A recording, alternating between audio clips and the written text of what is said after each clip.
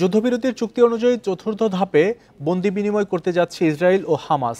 এই ধাপে মুক্তি পাচ্ছে ৩ ইসরায়েলি ও ১৮৩ ফিলিস্তিনি। এর মধ্যে ৩ ইসরায়েলি জিম্মির নাম প্রকাশ করেছে হামাস।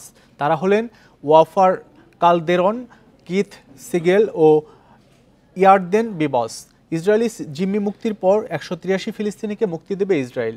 এদের মধ্যে ১৮ জন নানা অভিযোগে যাবজ্জীবন কারাদণ্ডপ্রাপ্ত।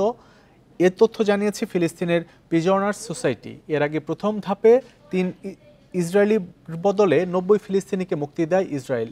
দ্বিতীয় দফায় ৪ ইসরায়েলি জিম্মির বিপরীতে মুক্তি পায় ২০০ ফিলিস্তিনি। আর তৃতীয় ধাপে ৫ বিদেশি সহ ৮ ইসরায়েলি জিম্মির বিনিময়ে মুক্তি পায় ১১০ ফিলিস্তিনি। এদিকে রাফাহ সীমান্ত খুলে দেওয়া হবে আজ।